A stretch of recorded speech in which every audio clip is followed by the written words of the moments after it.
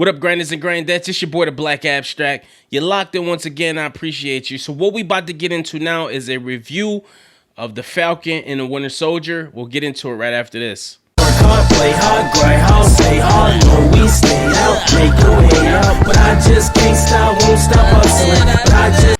So Falcon and the Winter Soldier is a Marvel Disney Plus show that takes place after the blimp, and it shows characters Sam and Bucky getting readjusted to life after the blimp. So what this episode did was take a deep dive into two characters who were friends of Steve Rogers. He's no longer here. They both got blipped, so it's good to see how they are readjusting afterwards. So the show starts off with Sam putting a shield in the bag. He is going somewhere we don't know. You hear Cap's voice telling him. You hear the call back from Endgame where he's saying this doesn't feel right. This doesn't feel like my shield. And you hear Cap telling him like, well, it is. Fast forward, Sam's on a mission somewhere. We find out he is back working with the military. He is on an assignment to rescue a soldier who was kidnapped. And it's action-packed. This is the only action you're going to get in this episode. Just to let you, fair warning if you haven't seen it. And also, spoiler alert. If you haven't seen the episode, this does contain spoilers. Sorry, I forgot to get that disclaimer. Now, deep dive into the mission. This mission was fire. Sam zipping, wheezing in and out of dodging missiles. He's hopping on planes. It's good to see Sam really come into himself as a character.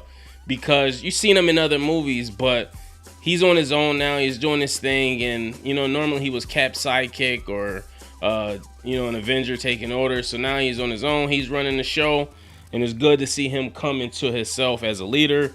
And he's kicking ass.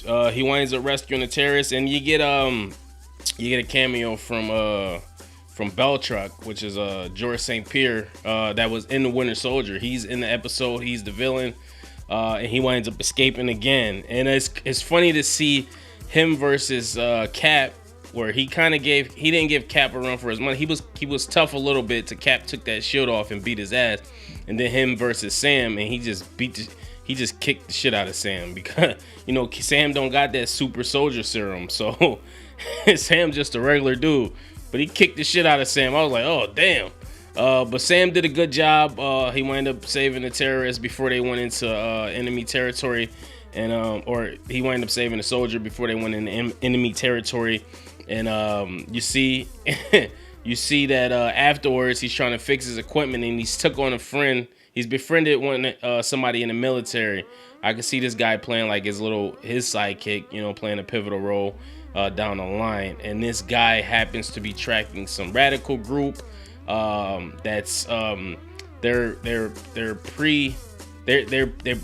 blippers. They believe in the blip. They think the blip was a good thing, and they're trying to create chaos in the world.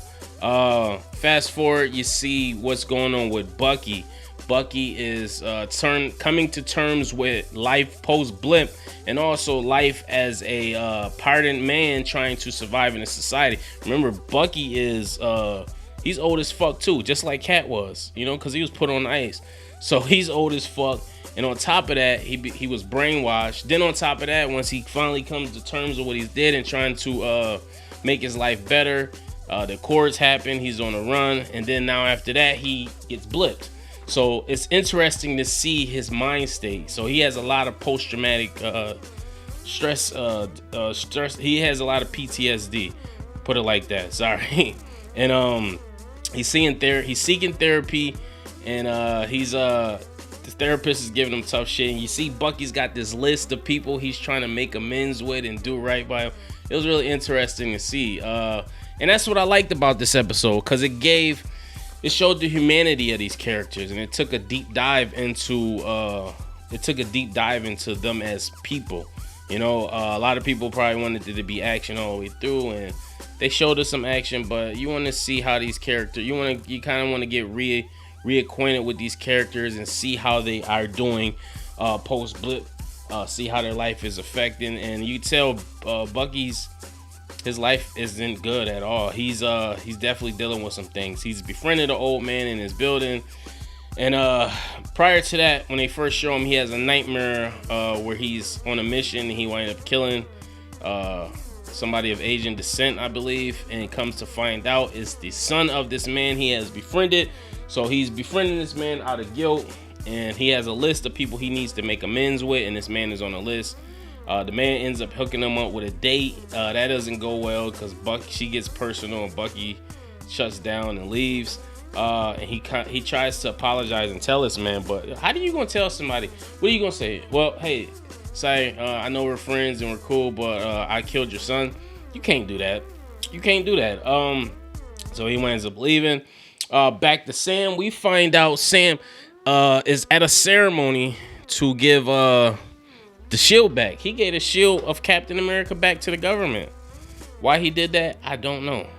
But he did. We see him talking to Rhodey, and Rhodey's like, yo, why didn't you take on the mantle? Like, that would have been great. You know, black person taking on the cat role. And he like, man, that shit just wasn't for me. And I understand, because those are big shoes to fill. You know, Captain America was Captain America, and he was great at being Captain America. So you got to look at it like, if he take on this mantle, those is big shoes to fill, man. So I don't know. I kind of agree with him. I probably wouldn't have did it either. But other than that, we see, and it was good seeing Rhodey. You know, I didn't expect to see Rhodey in there. It was good seeing Rhodey.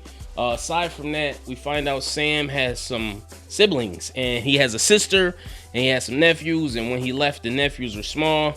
Now they're big, and he's trying to get, like, it's just mind blowing to him. But they find out they have a family-owned business, and the sister has been trying to make it stay afloat. And to no avail. She's having trouble, so Sam tries to intervene and help her, and she's telling him, like, listen, I just want to sell this and be done with it. He's like, no, this been in the family for generations, we got to keep it, yada yada. And we see that they try to get a loan from the bank, and they pose an interesting question that I think we all probably wanted to know. Do the Avengers make money? Do they get paid? And you find out, no, they don't. They don't get money at all. They actually, he said they get donations or something like that. I'm not sure. He said, I'm like, what the hell? So it was interesting seeing that. And you find out that Sam doesn't have any money. He's broke. So he's a broke black man in America. And prior to this, the bank guy was high-fiving him and, oh, I'm a fan of the Avengers, yeah. And it was just, I don't know, it was interesting to see that. But it takes a deep dive. Do the Avengers get paid? And was Tony, you always wondered, did Tony Stark pay them? Was the government paying them? And no, they're just doing this pro bono. Like, hell, I'm dodging bullets for free? Fuck no. Fuck that. Get me out of here. I'm going to find a new job. So that didn't go well. They didn't get the loan. Sam reassures her it's going to happen. Sam's little buddy from the military winds up finding out and chasing one of these radicals. He found out where they're going to be doing something. They steal some money, and he tries to follow the leader, and come to find out the leader has, like, superpower. He kicks the shit out of security guy. The guy tries to stop him, Sam's little friend, and I forgot his name, but he kicks his ass too and stumps him. And he had a body cam on him, so it gets recorded. So he wires this to Sam. Sam sees it, and I'm guessing this is where it's going to move forward with this storyline. I guess they're probably going to start trying to search this group.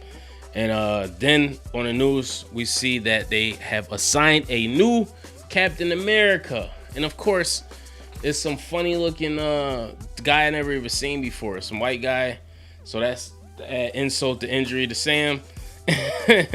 And we see some guy. I don't know who the hell this guy was. He looked funny looking though. But I don't know. Is he some government manufacturer person? This gonna be weird to see.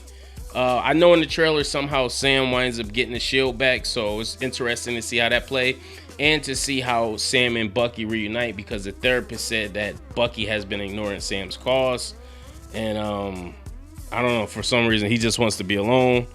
And he probably, him and Sam don't really rock too tight anyway. But I don't know. We're going to see. For me, I thought this was a great first episode because, like I said, it dealt with real life issues. It wasn't just no holds barred right into the thick of it. It showed some humanity from both characters. And it was interesting to see. But let me know what you guys thought. Post your comments below. Make sure you like and subscribe. Hit the notification bell. It's your boy, the Black Abstract. Peace, love, and prosperity. One.